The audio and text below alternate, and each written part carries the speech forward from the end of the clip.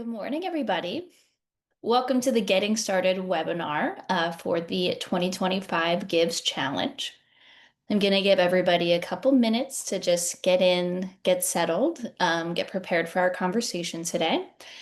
Before we get started, just wanted to note that this is a webinar style conversation today. So that just means that while my video is on and I'm able to speak, you won't have any video or audio sharing capabilities. But I would still love to hear from you if you have questions or if there's anything that you want to add to the conversation. So my ask of you is that if you use the chat feature to be able to kind of talk amongst yourselves, or if there's, anything that I'm talking through and you want to add from previous experience to help the group, that's a fantastic place to do that. Any questions that you have, if you could actually use the specific Q&A feature that's available. It just really is helpful. I have two screens that I'll be monitoring today during the training. And using the Q&A feature just ensures that your questions can get added to a special spot that I'm keeping an eye on so that way I can answer questions if they come up.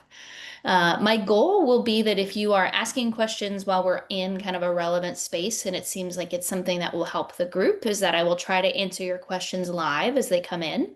Anything that I get that's a little bit more specific or a little tiny bit off topic, I might save that to the end. We're going to have plenty of time. This is scheduled a bit longer than we'll probably take for today. So I wanted to make sure we have plenty of time for questions for those of you who are able to attend live. So before we get started, what would be really helpful for me, again, if you locate that webinar chat area, if you're able to just, maybe share your name and then tell me, are you with Cincinnati or Indianapolis Gives? And then next, if you want to tell me whether or not you are like new, so you as like the admin, the person that's attending, are you new to the challenge and what your expectations are, and that's why you're here to learn today, or are you returning and kind of helping to just like refresh so that you know how to get started? So if you guys could use the webinar chat and just again be able to type in and let me know your name and then who you're with, and if you're new, that would be helpful. And yeah, I guess your name comes through when you send it in. So thank you, Stan, for for getting everybody started. Looks like we have one Cincy so far. We have one Indy. Oh, another Cincy. Everybody so far is new, which is exciting. It's not that it's not exciting to have returning people here. Thank you, Tristan. So we have an Indian returning. So I think, the conversation and content that we're going to cover today will be helpful if you are returning, because it's always possible that I'm going to touch on something that maybe was a problem area for you last year. And so we can work through that. But especially for those of you who are new, the whole goal of this conversation we're having today is really, how do I get started? So how do I register? How do I navigate my organization dashboard? And then what are the most important things that I need to know right now with Indie/Cincy Gives being X amount of weeks out? I'll plug this again here in a little bit, but we will have a webinar 2 in 2 weeks. So I think it's November 13th. That might be more than 2 weeks from now. I'm not great with calendars, but November 13th is when we're going to have our second webinar. And that's really going to dive into fundraising strategy. We'll dive into how do you utilize your reporting that's available to you on the Mightycause platform. So today is really getting you in, getting you oriented and refreshed so you can start doing like the real basic things of building out your profile. And then that November 13th webinar is going to be like, okay, Gives challenges coming up. How do I really like buckle down? What are the things that I need to do to try to set my organization up for success? So thank you all for joining for this more intro conversation today. And I really appreciate everybody for chatting in and letting me know, who you're affiliated with as far as the Gives challenge and whether or not you're new or returning. So it seems like we have a good little mix of both for Indy and Cincy, and then we have some new and maybe one or two returning. So yeah, appreciate the kind of communication. It's always fun when I'm over here and I can't see you to at least hear from you in the chat. So without further ado, our agenda today. So I already kind of briefly touched on this, but really we're going to talk high level basics of the Gives Challenge, because at this point you probably know what it's all about. You've been touching around, on the websites themselves. You've been receiving emails from either the Cincinnati Gives or the Indianapolis Gives team. So we're going to keep it super high level. The main meat of our conversation today is going to be, how do you register? So if you're not registered yet, we'll walk through that. And then really really how to navigate your dashboard and what are the most important things that you need to do right now from that kind of like admin cleanup perspective before we really dive into the fundraising functionality in that November 13th webinar. And then, like I said, we're going to have plenty of time at the end for Q&A. So definitely like, even if you are returning and you're like, I've heard this before, hang out and we will have a Q&A session at the end for anything that's lingering. So first, let's talk about the Gives Challenge basics. So this is a 10-day campaign starting on December 1st and running through December 11th. It's 5 p.m. to 5 p.m. Eastern. I always love those start times. Sometimes I work with events that are like midnight to midnight, and that's tough to stay awake for those. So 5 p.m. to 5 p.m. in 10 days makes it really fun. And definitely, I think, gives you a longer span of time to really, lean into the challenge, less of a, not a 24-hour day. We have 10 days to be able to fundraise. That's 10 days to get your peer-to-peer fundraisers engaged, 10 days to run matches, to compete for prizes. So it really is a fun kind of mini campaign to participate in.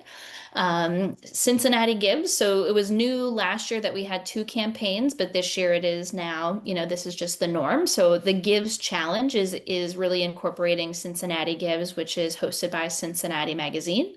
And then we have Indianapolis Gives, hosted by Indianapolis Monthly. And then we have me. So both of those campaigns are powered by the technology platform, which is Mightycause. So that's who I work for. And that's why really the majority of the content we're going to cover today isn't so much, about the campaign as much as it is the technology behind it, because in order for you to have a successful campaign, you really need to feel confident in the technology that you're using to be able to fundraise. So again, really high level key milestones for, the timeline moving forward. Obviously today, thank you for being here. We have our Getting Started webinar.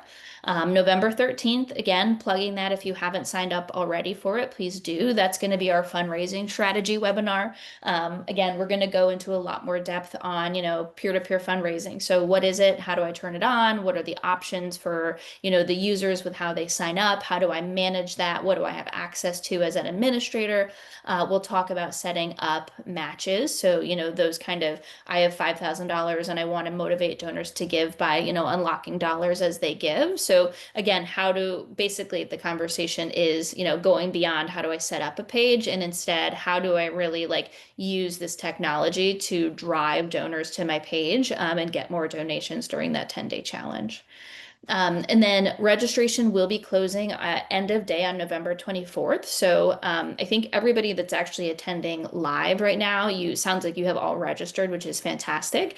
This is being recorded and will be added to the nonprofit toolkit page on both the Indie and Cincy Gives website. So some people will be watching this as a recording, and if you're watching it in the right time, please register yourself by November 24th if you haven't so far. And then last but not least, the start and end dates again for the challenge are December 1st at 5 p.m. and to December 11th at 5 p.m. So let's talk about getting started. First thing that we need to do is make sure that your nonprofit is registered for either the Cincinnati Gives or the Indianapolis Gives fundraising campaign. So both of the websites, and the reason that it's really easy to combine you both into one webinar is that, you have the same timelines, the flows are very similar. A couple things might be different, but for the most part, the things that we talk about we're able to talk about it in a group. So if you were to go to either the Cincinnati Gives or Indianapolis Gives websites right now, you'll see a register button right here in that top partial. So if you are not registered yet, click on that registration button. That will take you to the registration page where you can start to fill out a short form to get registered for the challenge. Once you submit your registration, you will automatically be put into a pending status where either the Cincinnati or Indianapolis Gives team will review the information that you submitted. If they're able to confirm that you are who you say that you are, that your organization should be eligible to participate, usually within 24 to 48 hours. So also think business days, right? Because if you submit it late on a Friday, odds are that they're not going to start looking at things again until Monday. But give that team a little bit of time to review, and then they'll be able to either approve you or you might be declined. Either way, you'll receive an automatic generated email from the platform letting you know that your status has changed, and it will notify you of what that updated status is. So just keep an eye on that. But yeah, so that's like step one is registering. And I think I can show you really quickly. I have another screen here that I'll hop to and then we'll hop back over. But on the overview tab of your organization dashboard is where it's really, really clear whether or not you have registered or not. We do, always have confusion from organization admins who think that they're registered, and it turns out they aren't. So if you're logged in on your organization page in your organization dashboard on the overview tab, you'll see either a note that looks like this, where it's telling you that registration is open, and that should inform you that you have not registered yet. If you are successfully registered and approved, you would see a note that looks like this. So it would tell you your organization is registered for Cincinnati Gives 2025, or likewise, the Indianapolis Gives. So that's just kind of the one easy thing to note, that if you're seeing this blue message prompting you to register now, that means your organization has not done it yet. Again, we always have like a tiny bit of confusion. I think maybe some admins don't realize that you have to register every year. That's a new process every year to make sure that you are, still eligible to participate. And then again, sometimes we have bigger teams of nonprofit admins that are managing one page and they might assume someone else did it. So just good to log back in, check out that tab and see what it's telling you. And that will be a good indicator of whether or not you're registered.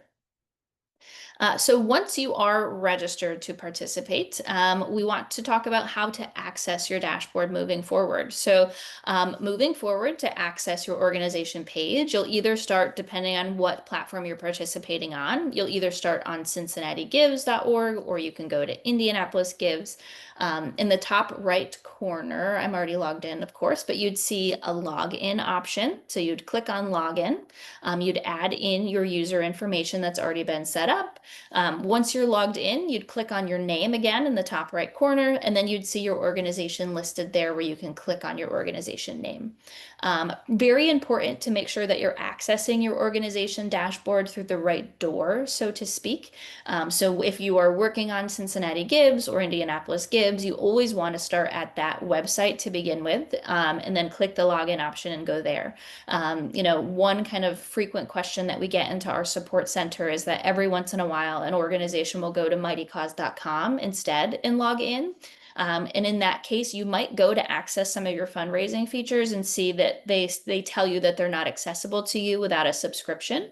That's because that's kind of a different door to access your organization page. As a participant who is approved to participate in either Cincinnati Gives or Indianapolis Gives, you get access to some fundraising features that otherwise would be behind a subscription for other organizations. So making sure that you're coming through the correct door will give you access to those tools. So if you ever log into your page and you notice that, I'm not able to get into my campaigns to see my peer-to-peer fundraisers, that's a pretty good indication that you probably have accessed your page via the wrong way. So again, just start at Cincinnati or Indianapolis Gives and then go through those steps of clicking login and accessing your page.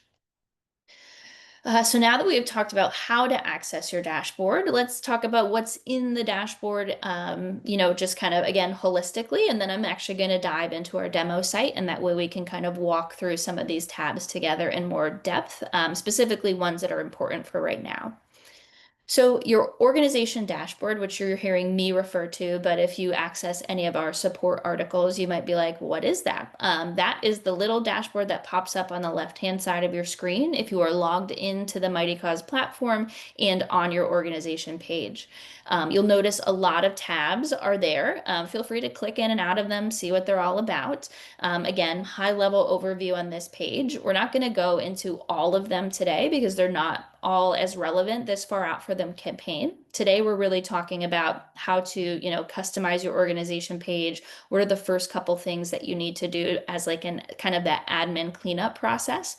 And then next, in November 13th is when we'll get a little bit more into detail about some of, the fundraising tools. We'll talk about your reporting and things like that. But yeah, that's just kind of a nutshell kind of overview of you have a lot of options in your organization dashboard. Some of them, again, right now, some of them for a little bit later. So let's go ahead, and I'm actually going to, well, we'll stick on here for now, and then I'll switch over to our kind of demo site. But The first tab that we'll talk about, and I mentioned this earlier, is your overview tab. You probably won't spend a lot of time here during your campaign that you're working on, but it is relevant kind of for like this first little bit. This is where you'll be able to see, like I said, whether or not you're successfully registered.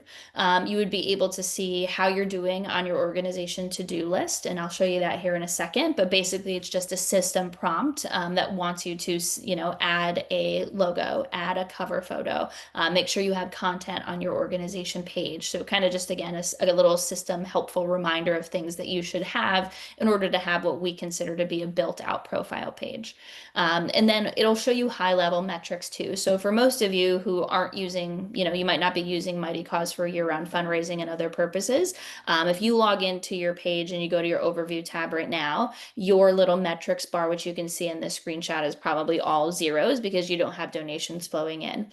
But during that 10-day campaign, you will start to see these actually populating because it's going to be showing you, the amount of donations and things that are coming in. But again, really high level, and you do have more reporting available to you that's a little bit more helpful if you want to do a deep dive. Perfect. So, like I said, we have a to-do list that's built into that overview tab. I'll show you that here really quickly. So again, I'm just going to be playing around in kind of our demo website here. That way I don't share any information that I'm not supposed to. So you're going to see some references to like Big Day of Giving. That's just a demo again that we use. So in this case, I am pretending to be the admin of the Animal Humane Society. I'm here on the overview tab of my organization dashboard. I can see that registration is open for the event, which signifies to me that I haven't registered yet. So that's a good reminder to get going on that. I can see that my organization setup isn't complete yet. So I can see my to-do list and open that up and see, what have I done so far?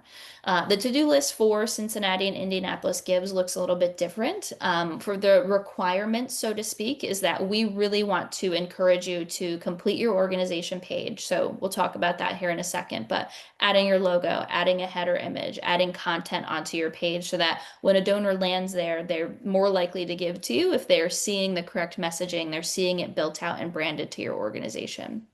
Um, EFT setup, so that's electronic funds transfer. That's the way that you're receiving your disbursements from Mightycause.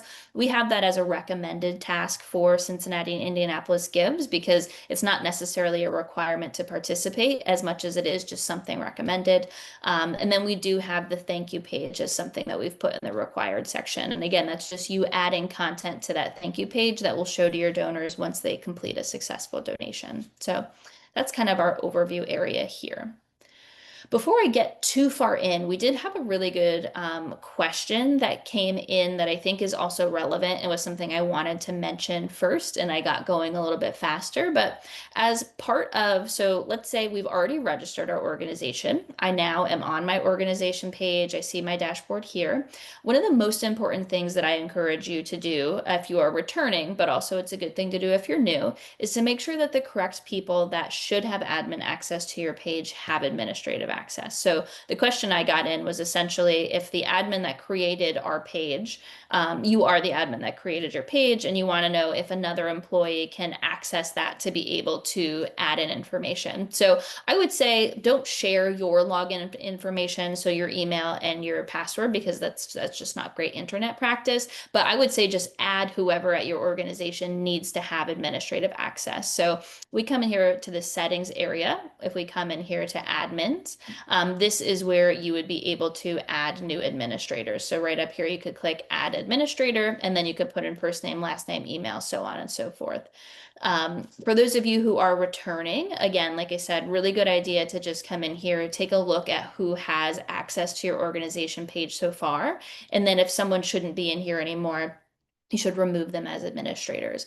Obviously, our first and foremost thing to think about is that anyone with admin access to your organization page also has access to be able to see your donation reports and some donor information. And so that's why it's really important to make sure that that is cleaned up and that only the people that should have access to that information are the ones with administrative access. So again, there's no necessarily, I've never seen an organization hit a limit on how many administrators you can have.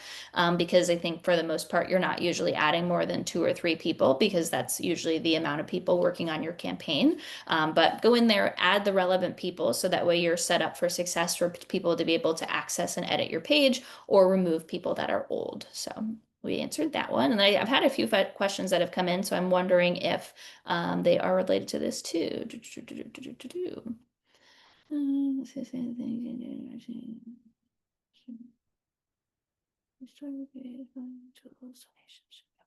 We have a very specific question that Wade, I'll dive into this with you probably in the Q&A section of our content because I am going to need to like log in, see what you're seeing kind of thing, and I don't want to have to do that live with everyone. So just know I'm going to just leave your questions for a little bit later. But okay, so we talked about we've registered, we've accessed our page, we've gone through the process of reviewing our administrators, making sure that the correct people have access to our page moving forward. So then what should I be focusing on right now to get prepared for Cincinnati and Indianapolis Gives? That is building out your organization page. So the organization page tab of your organization dashboard is where you can start to make edits to, the content that is going to show to your donors during the 10-day challenge. Right up here in the top right corner, you'll notice that there's a little toggle for edit mode. If that's turned off and I'm looking at this page, you'll see I have no ability to edit anything, right? So sometimes we have organization admins that write into our customer support saying, I see my organization dashboard, but it doesn't look like I can edit my page. Sometimes that's just as simple as turning on edit mode, and now you'll see all these little kind of gray icons that have popped up that signify to me that if I click on one of them, I can make an adjustment to the content that lives there. So that's the first thing, organization page, edit mode, and then we can start to play around. So really, really kind of just like high level here is editing and adding a header image. And then you have your logo as well. So just general rule of thumb is that your logo should be your organization logo. The important thing that we want to really focus on here is that, if I am a donor and I'm being driven to the Cincinnati Gives kind of, website in general, I go to the search page, I locate your organization. The first thing that I'm looking for when it comes to kind of donor trust and donor recognition is, does this logo match the organization that I think it is? So if I'm from the Cincinnati area, and I, know the Animal Humane Society, but I land on this page and the logo is totally different, I'd probably do a double take and be like, I don't think this is the organization I've supported in the past. This doesn't look the same to me. So you, again, should be putting in the logo that is relevant and current for your organization. Similarly, for a header image, we're thinking about something that is an engaging image. If you have high quality, high resolution images that are relevant to what your work is, then adding them here is fantastic. If that is not something that kind of applies to your organization or it's just not something you have access to, if you click on the change banner image, you can come to gallery, and we have a few like preset kind of like gallery images that you can choose from. Likewise, I think a lot of nonprofits use Canva for nonprofits, which gives you that free access to be able to utilize more of the like high level design kind of elements in Canva. And sometimes people will generate images, background images there too. So again, really the key thing is like the eye-popping like donor recognition when I land on your page and I'm seeing things that make sense from a donor perspective. What are some other things to touch on? So we have our metrics here. So if I click on my pencil, I can decide what's included in my metrics on my organization page. So maybe I'm really focused on just dollars raised for this year's campaign, then maybe I turn off donors. Again, it's usually common that people have both of them enabled, but that's optional for you if you'd prefer to highlight, one type of metric instead of the other. You can decide, and that's kind of it, because what I will be doing is automatically kind of running a script that has your metrics to only count from the start of the 2025 campaign until the end. So that might be a question if you log into your page and you're like, it says that I've raised $0, but I know that I've raised a lot more than that through Cincinnati or Indianapolis Gives. Just know that we are doing kind of a hard reset of the metrics prior to campaign launch to make sure that it starts at 0. Part of the reason that we do that is because it's a lot more motivating to donors if they show up to the start of Cincinnati Gives and they see you at zero, they want to help you reach your goal. If I landed there and saw that you had already raised $823,000 over time, I'm probably less motivated to give as a donor because it looks like you're doing perfectly fine without me. So we really want to set those metrics to just show what you're doing during the campaign itself. As we scroll down, this is really the main meat of your organization page that you will be editing for the Gives Challenge. So in this About section, and you can see we have this kind of really basic text editor that I'm sure you'll be used to if you've really worked kind of in any kind of text editing, Microsoft Word, those types of things. We have all of our ability to bold, italicize, underline. We can make, lists of bullets or numbers. We can, change how our paragraphs are formatted, things like that. You can change our text color. But in here is where we're really telling the story of your organization. A general, advice that I have for nonprofits is that, we want the process of a donor landing on your page, reading the relevant content, and making a donation to be as seamless as possible. So what does that mean for you? While it would be great to dump everything important about my organization into my organization page, we need to think about the donor flow, right? So if I have in here, 8 paragraphs and tons of images and videos, and, it takes me a really long time to get through it, you might be slowing down that donor process and unintentionally losing donors, who are just dropping off because they're just not getting through the process as quick as they want to. So what I typically encourage organizations to do is on this default About tab. So the About tab is always going to show to any donor who lands on your page.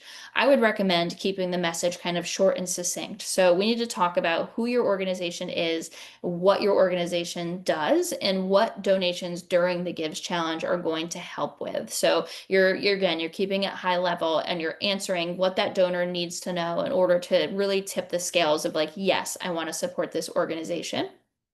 If you have more information that you want to share that feels really important to you, let's say about your mission or about your history. So how did you get here? Or let's say that you're making a really big push of like highlighting your board members because you're trying to get them involved with things too. You have the option to leverage an additional tab that lives on your profile page. And you can see here right now, I'm not utilizing that in this demo environment. If I click on this little plus icon, and then click on my new custom tab, here's where I can add more content and I can change the label of that custom tab too.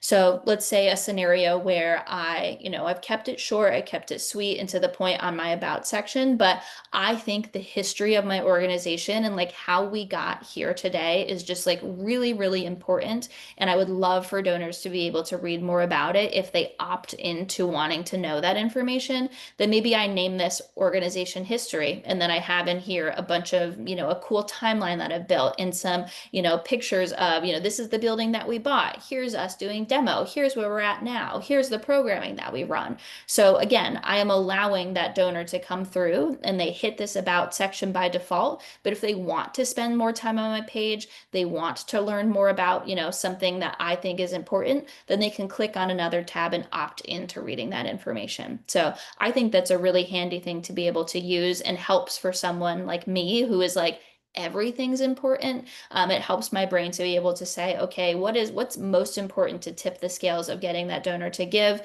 and then what's that additional, content that I want to have there for them to be able to read through. So that's how I would utilize those if you have a use case for it.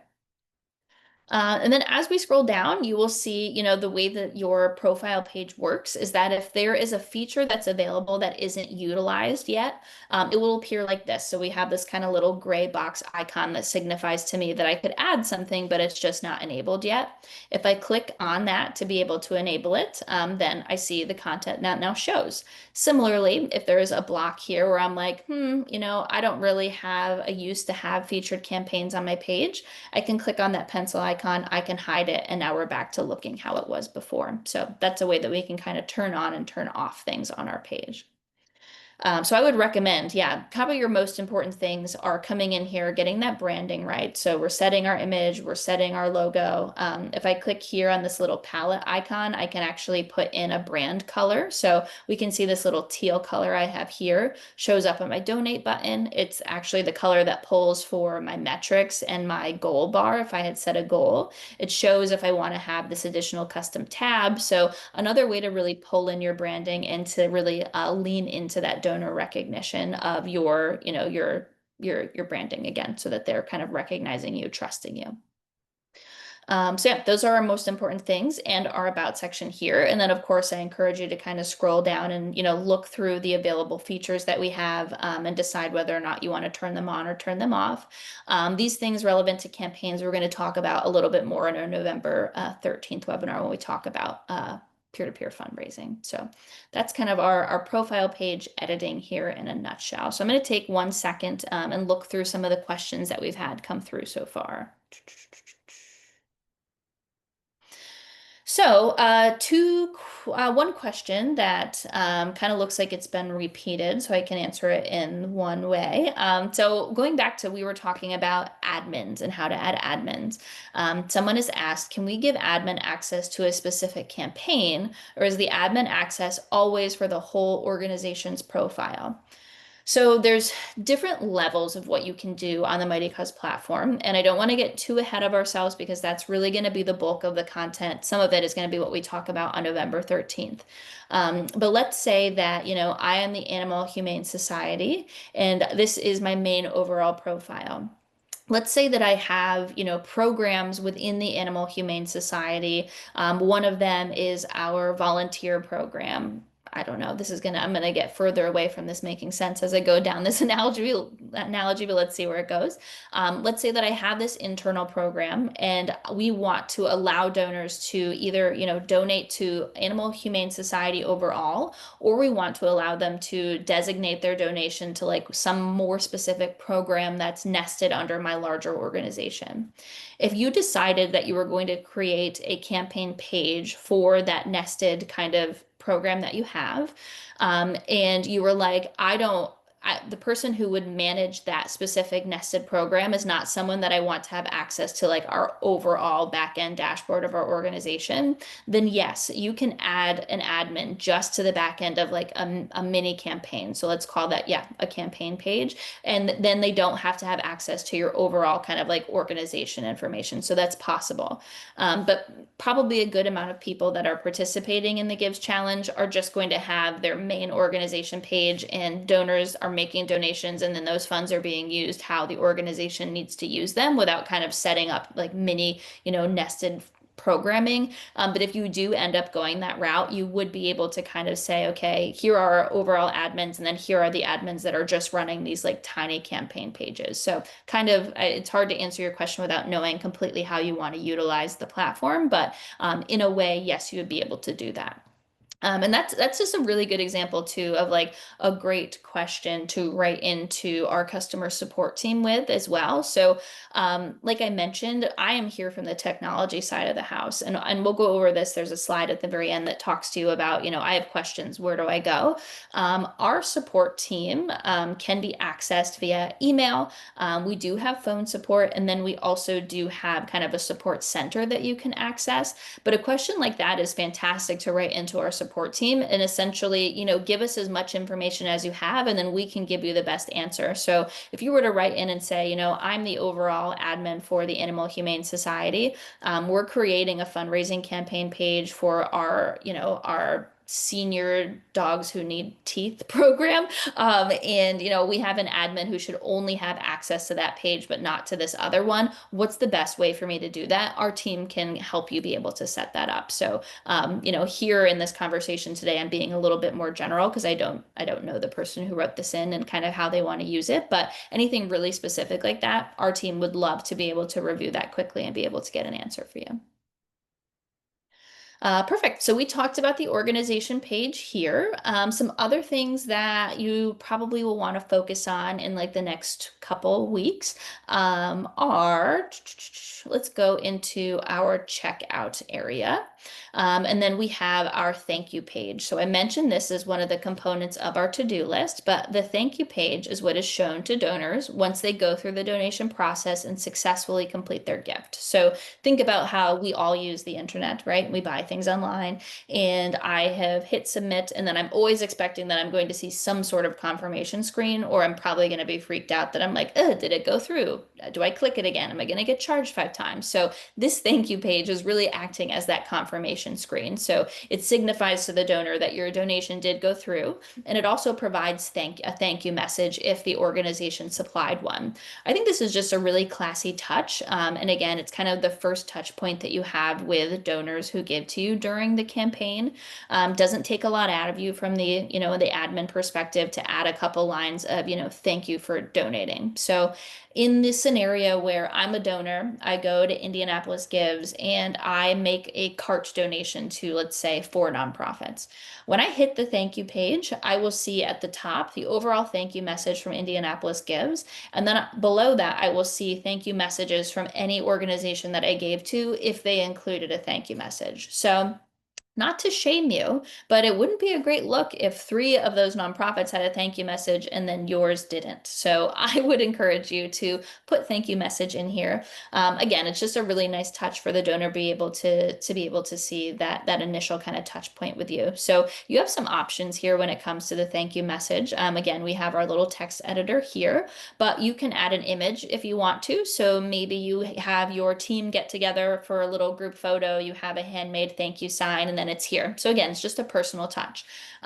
Or maybe you have some sort of video that your organization has put together that is, it could be a specific thank you video, or maybe it's just like a general, like, this is the impact of our program video. Again, if you have it, fantastic. If you don't have it, don't feel like you need to go out and make new content, but this would be a great place to be able to nest that if you did.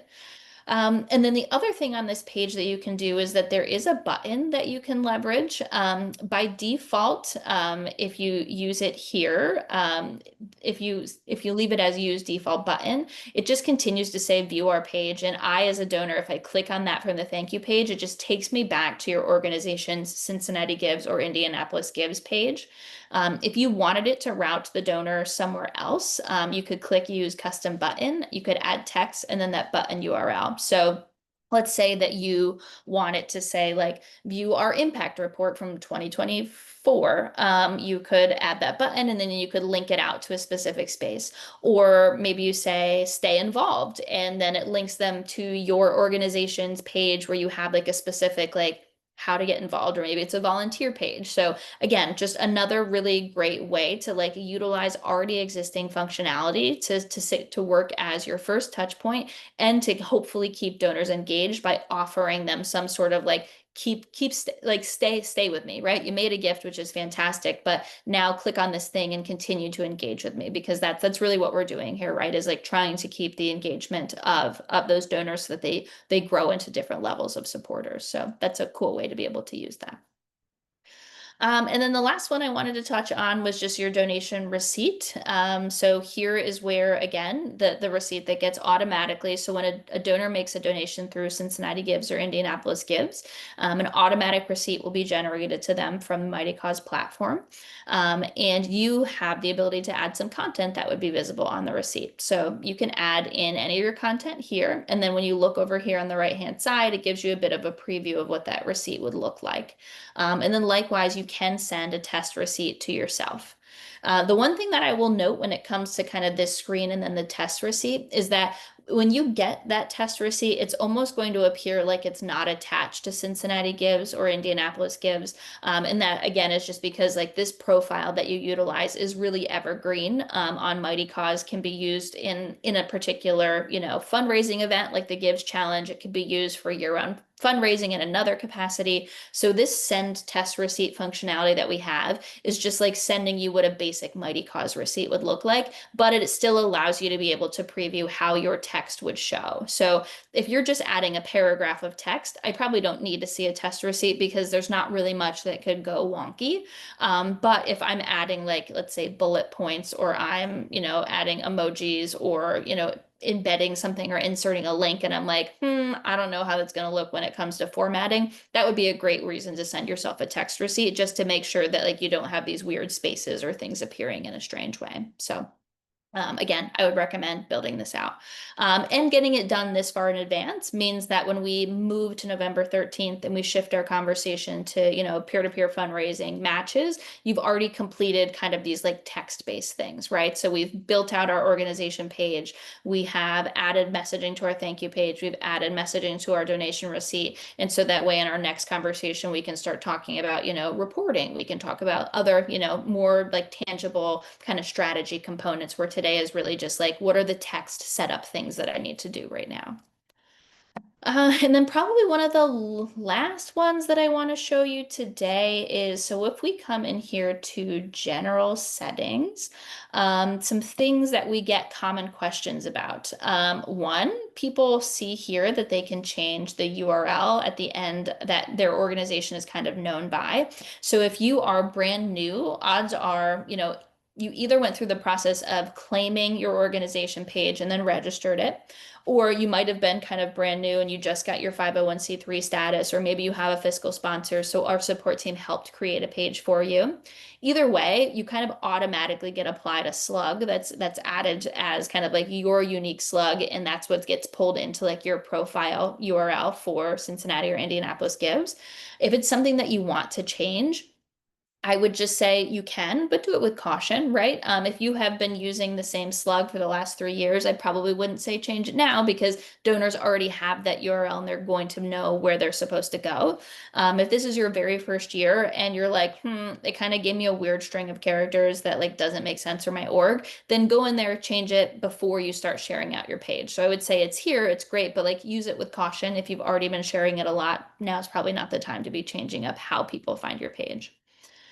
The next thing that we have here, which I think is really helpful, is alternate search names. So this can be helpful for, as we can see here, maybe a use case where, my organization is called the Animal Humane Society, but I know that we're like more commonly referred to as AHS, just because it's shorter, it rolls off the tongue a little bit better than those three long words.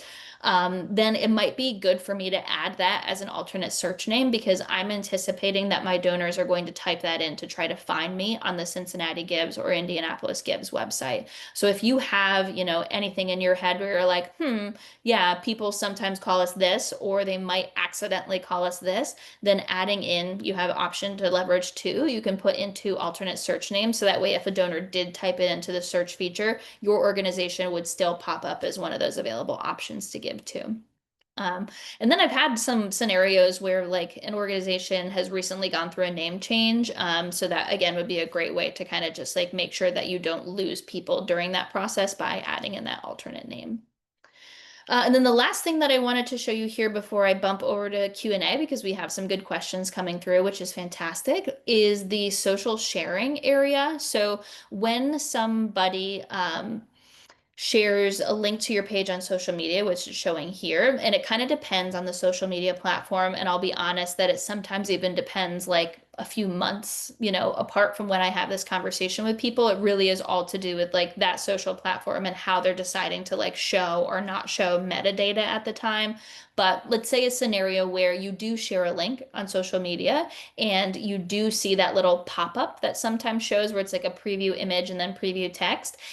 This is where you as the organization could control what shows if somebody uses your link on social media. So you can put in, again, your logo. You could put in a title, and then you could put in a description.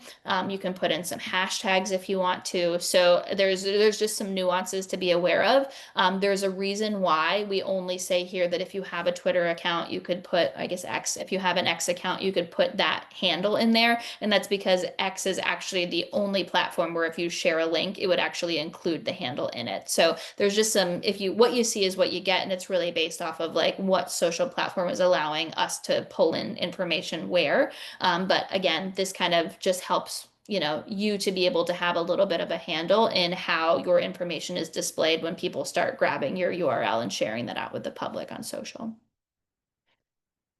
Perfect. So yeah, I think let me go back to my slide deck. Let's see what else I had before we hop over to Q&A. Yeah, so let's talk really quickly about resources and support. So the first thing that I really, really want to hammer home is utilizing the really awesome resources that are available in the nonprofit toolkit on both the Cincinnati Gives and Indianapolis Gives websites. Just as an example, if we hop over here to Cincinnati Gives, I come under resources, I click on NPO Toolkit, and this is where it's kind of my one-stop shop. So if you have a question, I would recommend coming here first as your source of truth. We have our important dates. We can register for, again, a plug for November 13th. I could register for the upcoming webinar. I can scroll down and see I have a planning checklist that I could download, a planning guide, email best practices. I can walk through and say, what are my 5 steps to success? So, how do I get ready? What are my live webinars, again, to be able to register for? How do I build my page? And we're linking out to really helpful support articles. How do I plan for success? And this is where I see some information about, what are matching grants, peer-to-peer fundraising. So again, this is content that we're going to be covering in that November 13th webinar. And then, spreading the word. So, I have some social media tips. I have how to run a winning campaign. So there's a lot of really awesome resources here that have been built by the Cincinnati Gives team. And likewise, the Indianapolis Gives team also has some awesome resources available, which we can see here. So I would start here when it comes to like, what do I do? Go to the nonprofit toolkit. From there, you'll see that both of the nonprofit toolkits link to the nonprofit FAQs, also available in the resources menu. But here is where there's a lot of kind of just high level questions that both of those teams have added based off of, what are frequently asked questions that come to them and what are things that they think you need to know. So let's say that I have gone through and I have read everything in the nonprofit toolkit. I have read everything in my nonprofit FAQs, and I'm like, I'm still really stumped. What do I do next? So some options that we have are, where can I find help? So again, NPO toolkit, we have our FAQs. The next is the Mightycause Support Center. So let's see, my Bluetooth keyboard just turned off. So support.mightycause.com, which again is included in the slide deck. You'll be able to have access to the slide deck later today. But this is where all of our really helpful like support articles live. So if you're like me, and I'm always hesitant to like ask people questions, it's something that I'm working on, but like I'm more of a like, I want to find it myself before I'm going to ask somebody else it, because like there's a lot of layers to like why I'm asking this question.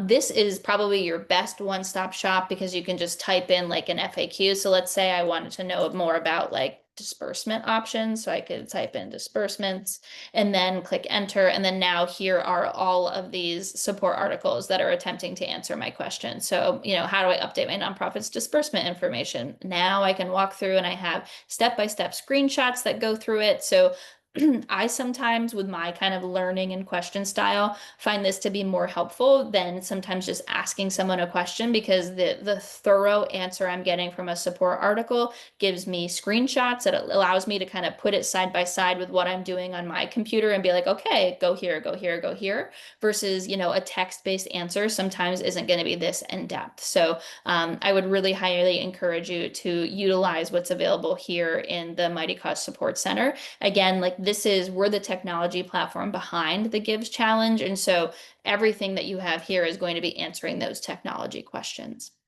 And then last but not least, let's say that you have done all of that, or you're like, I just need to talk to somebody. You can reach out to our support team at support@mightycause. Oops, shouldn't have clicked it. At support@mightycause.com. We would be more than happy to help you. We are available Monday through Friday, 9 a.m. to 5 p.m. Eastern.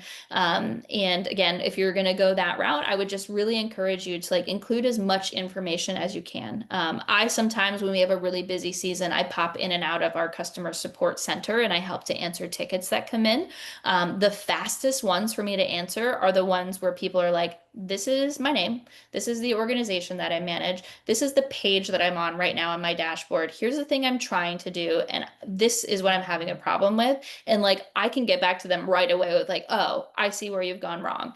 The questions that take me the longest to be able to get to the end of are like people writing in riddles that are like, I can't do this. And I'm like, okay, well, where did you start? What page are you on? What are you seeing? And like, you can eliminate all of that back and forth if you just like give me just the high level notes of like, what's the rundown? Where are you at? What are you trying to do? What's not going right? And then you get a lot faster, kind of quicker, follow through of those questions when we have more information to go off of.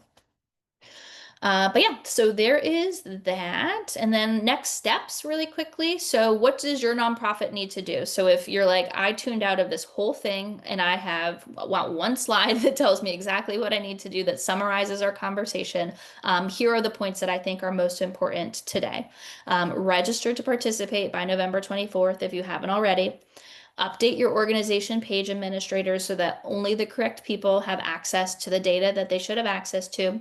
Customize your organization page so that when donors land on it, they're more likely to give to you because they trust the content that's there and they know who you are, they know what you're asking of them, and they know what their dollars are going to go towards.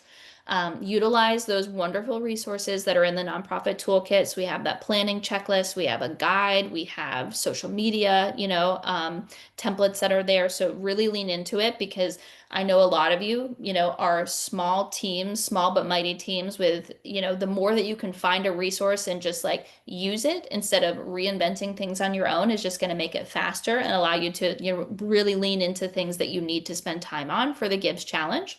And then last but not least, I would really encourage you, especially all of you that said that you're new, to sign up for the webinar on November 13th. So I gave you the warning that today was going to be just kind of really high level overview, like how do I get in? Where do I start clicking to get started?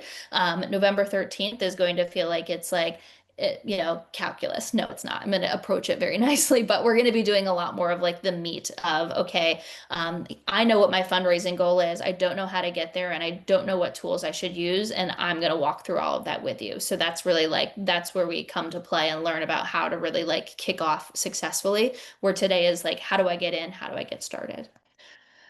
So I'm going to go ahead now and open up to question and answer. I'm going to stop the webinar recording now so that way if I need to kind of show anything to specific org admins, I can do that without it being shown in the future.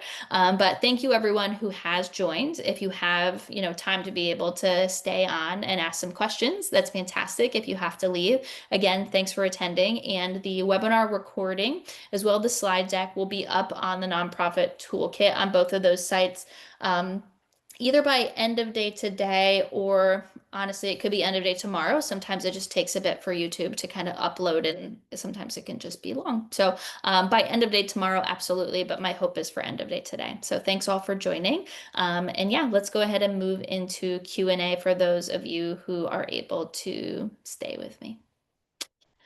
Um, yes, thank you. Thanks for being so kind. Thanks for being engaging. All right, so we will stop.